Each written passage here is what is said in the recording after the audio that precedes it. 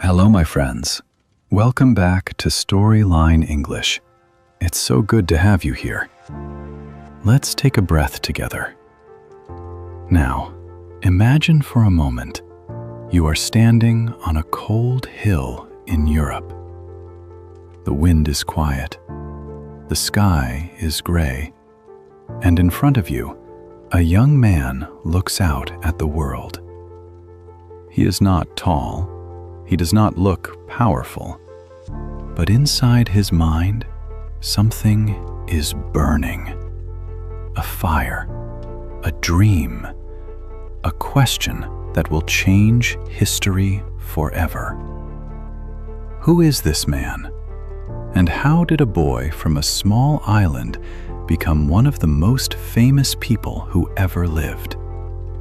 Stay with me, because today, we are going to travel back in time together. We are going to listen to one of the greatest stories in all of human history. This is the story of Napoleon Bonaparte, and it begins on a small, quiet island, far from the power, far from the glory, but full of something important, full of hunger, full of purpose. Are you ready? Then let us begin. The year was 1769. On a small island called Corsica in the Mediterranean Sea, a baby boy was born. His name was Napoleone di Bonaparte. Corsica was not a rich or powerful place. It was a small island, far from the great cities of Europe. The people there were proud, but they were simple. They lived simple lives. And this baby boy, this small and quiet child, was born into a family that was not very wealthy. His father, Carlo, was a lawyer. His mother, Letizia, was a strong and serious woman. She raised her children with discipline. She taught them to work hard. She taught them that life is not easy and that you must fight for everything you want. Napoleon was the second of 8 children. Life in the family home was busy and sometimes difficult. But young Napoleon was different from the other children. He was serious, he was focused, and from a very young age, he loved to read. He read books about great leaders. He read about wars and battles and history. He was quiet, but his mind was always moving, always thinking, always dreaming. And then, when Napoleon was just 9 years old, something happened that would change everything. His father made a very important decision, and that decision would send young Napoleon far, far away from his island home. But where was he going? And what would he find there?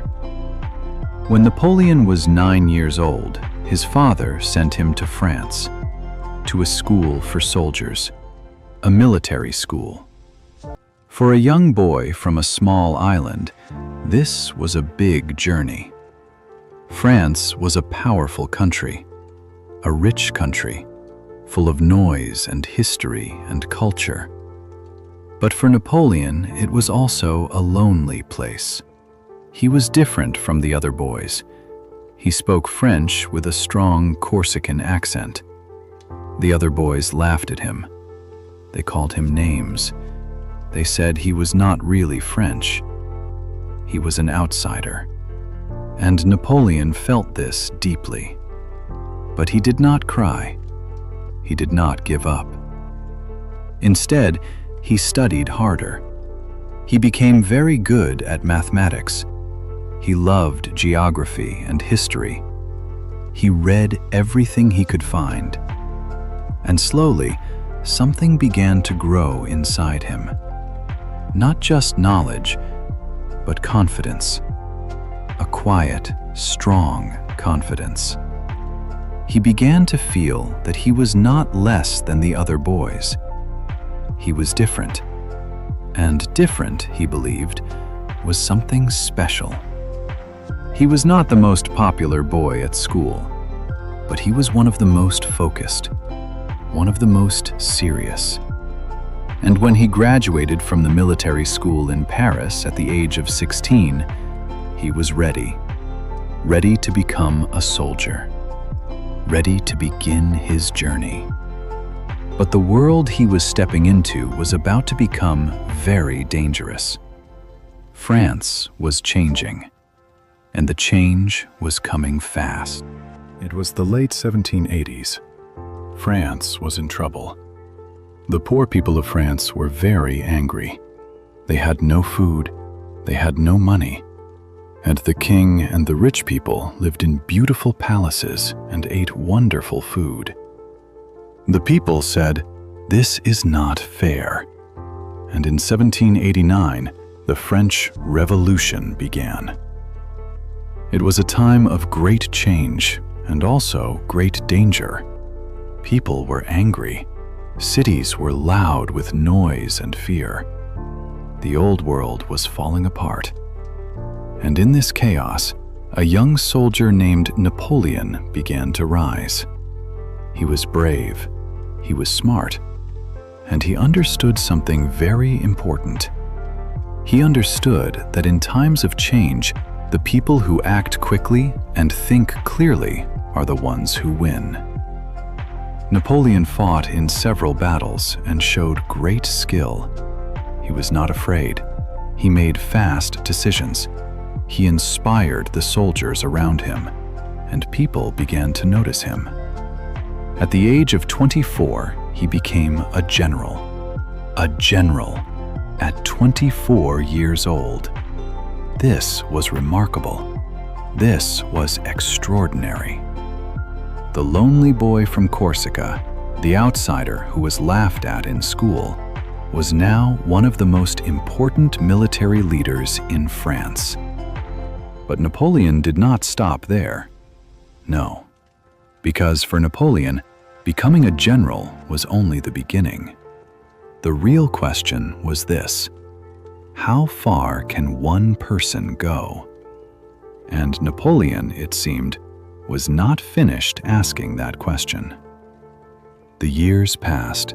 Napoleon won battle after battle. He fought in Italy. He fought in Egypt. He became a hero to the French people. They loved him. They trusted him.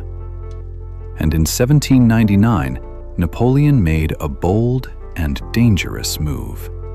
He took control of the French government.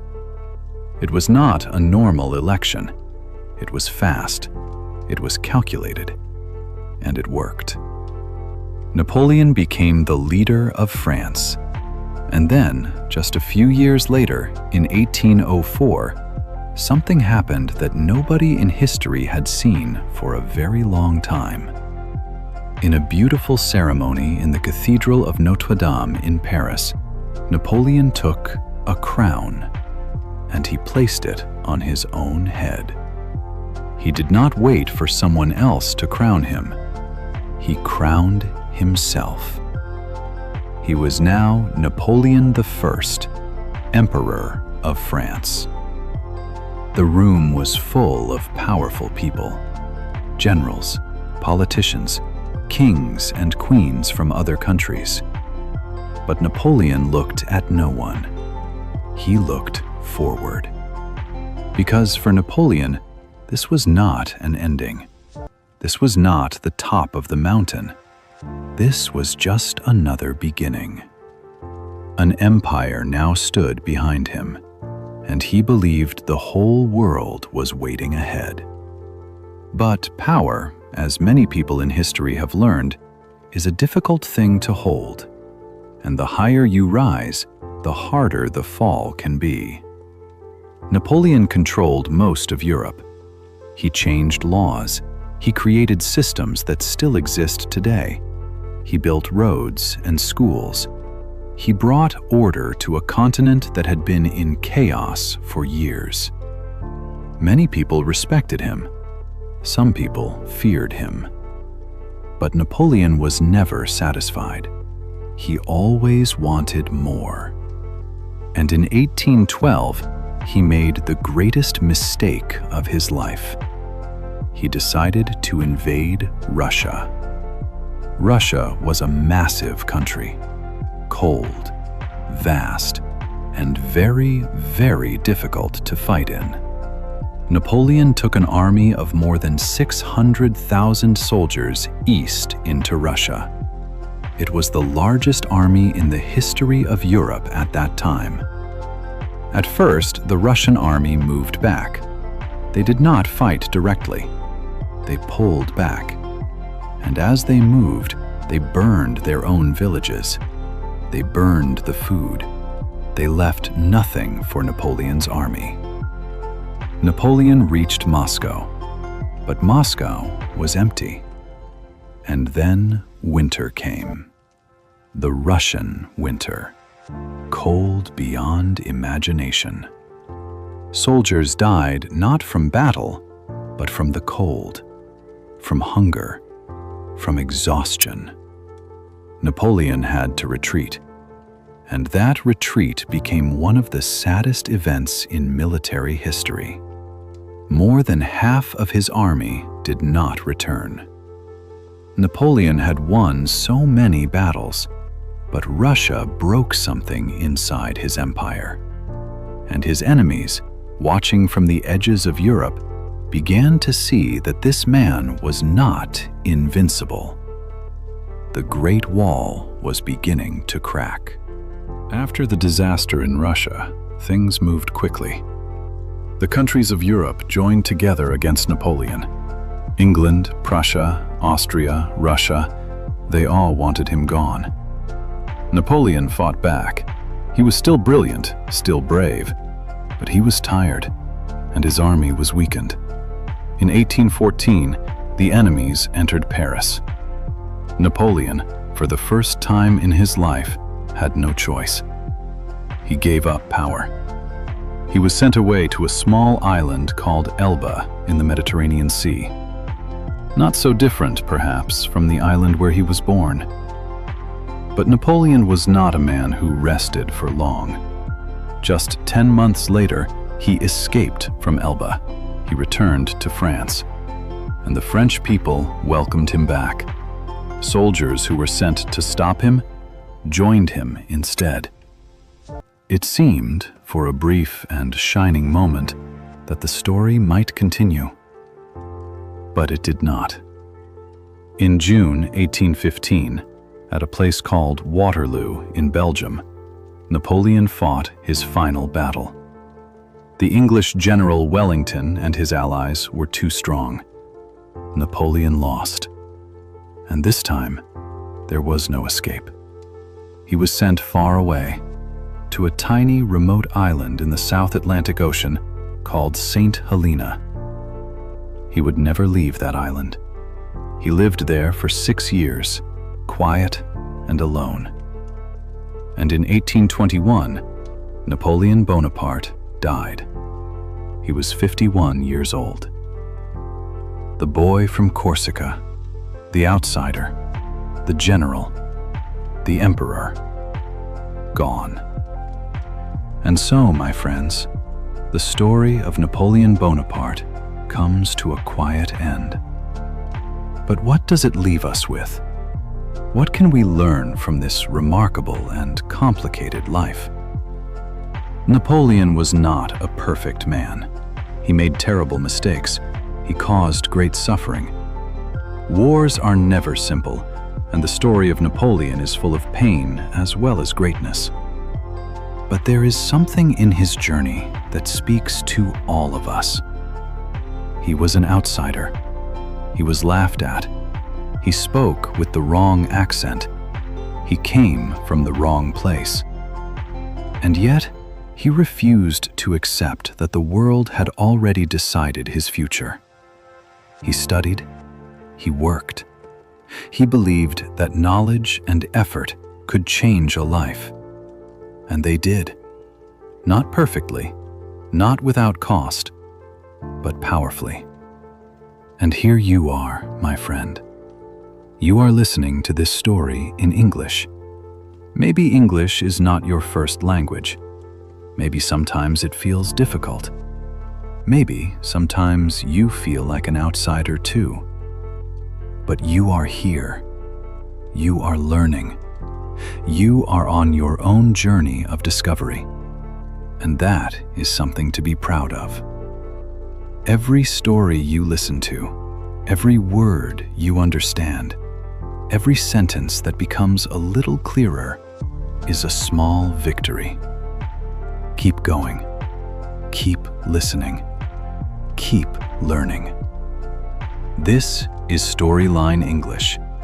And if this story moved you, if it helped you learn something today, please come back. There are many more journeys waiting for you here. Leave a comment and tell me, what did you feel during Napoleon's story? I would love to hear your voice.